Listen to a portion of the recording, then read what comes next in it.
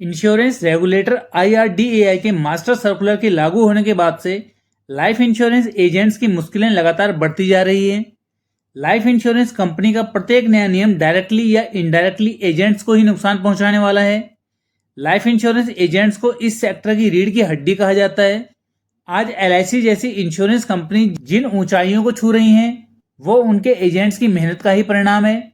1956 में LIC के अस्तित्व में आने के बाद से लेकर अब तक लाइफ इंश्योरेंस कंपनीज अपने प्रोडक्ट्स की बिक्री के लिए अपने एजेंट्स पर ही निर्भर रही हैं।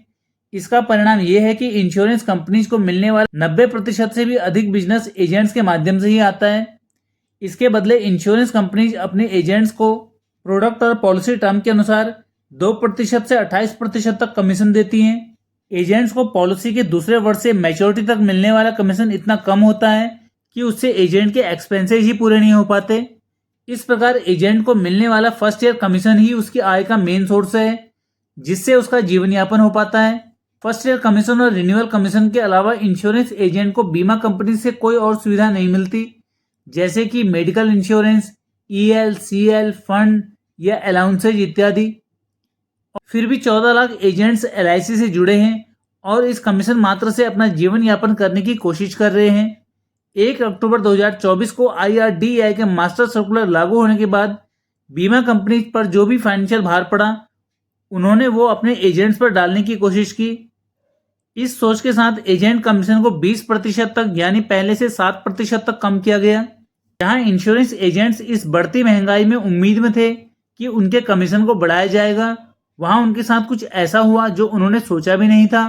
अब यहाँ पर ध्यान देने योग्य बात यह है कि LIC ने अपने MD और स्टाफ की सैलरी में कोई कटौती नहीं की, क्योंकि ऐसा करना उनके लिए आसान नहीं था। लेकिन एजेंट को बलि के बकरे के रूप में देखा गया। ऐसे में एजेंट उनका सॉफ्ट टारगेट बना। एक तरफ इंश्योरेंस कंपनी ने एजेंट्स के कमीशन में कटौती की, वहीं दूसरी तरफ किसी पॉलिसी के 5 वर्ष पूरा होने से पहले सरेंडर होने पर एजेंट को उस पॉलिसी के लिए दिया गया कमीशन वापस वसूलने की भी योजना बनाई गई। LIC के इन सब कार्यों से परेशान होकर लाइफ इंश्योरेंस एजेंट्स फेडरेशन ने LIC के MD और चेयरमैन को लेटर लिखकर अपनी प्रमुख 7 मांगे सामने रखी हैं। वो मांगे हैं: नंबर 1, इंश्योरेंस प्रीमियम को वापस कम किया जाए। नंबर 2, क्लॉबैक क्लॉज लागू ना किया जाए। नंबर 3, एजेंट का पुराना कमीशन स्ट्रक्चर लागू किया जाए। नंबर 4, बोनस रेट बढ़ाया जाए। नंबर 5, लोन का इंटरेस्ट रेट कम किया जाए। नंबर 6, पॉलिसी रिवाइवल पर GST खत्म किया जाए। नंबर 7, पॉलिसी लेने पर लगने वाला GST हटाया जाए।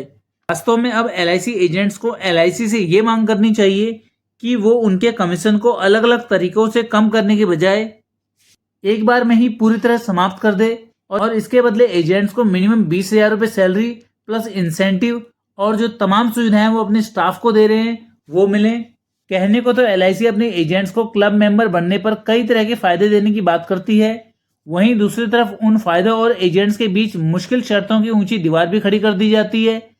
LIC एजेंट को मिलने वाले कमीशन के मामले में भी कुछ ऐसा ही करने की योजना बना रही है, जिसके अनुसार पॉलिसी सेल करने पर एजेंट को पहले की तरह ही कमीशन तो दिया जाएगा, लेकिन वो उसका तब होगा जब वो पॉलिसी 5 वर्ष पूरे होने से पहले सरेंडर ना हो। यानी अगर पॉलिसी होल्डर प्लान लेने के 1 वर्ष से लेकर 5 वर्ष के बीच कभी भी अपनी पॉलिसी को सरेंडर करा देगा तो एजेंट से उस पॉलिसी के लिए मिले कमीशन को वसूला जाएगा। इस प्रकार LIC चाहती है कि एजेंट अपनी जेब से पैसा लगाकर कंपनी को फ्री सेवा दे। लाइफ इंश्योरेंस एजेंट्स फेडरेशन ने तो एजेंट से स्पष्ट तौर पर कह दिया है कि वो इन नियमों के खिलाफ हड़ताल करने के लिए तैयार रहें। फेडरेशन ने LIC के MD को इस बारे में लेटर देकर हड़ताल की चेतावनी भी दी है। अब गेंद LIC के पाले में है, यानी अब उनको निर्णय करना है कि एजेंट पॉलिसी सेल करें या हड़ताल करें।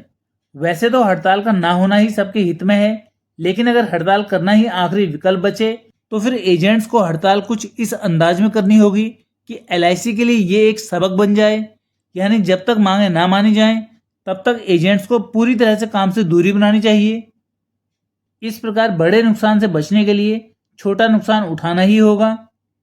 एजेंट्स की हड़ताल बीमा कंपनी के काम को पूरी तरह से ठप कर देगी और वो वक्त होगा मैनेजमेंट के लिए अपने फैसलों पर पुनर्विचार करने का।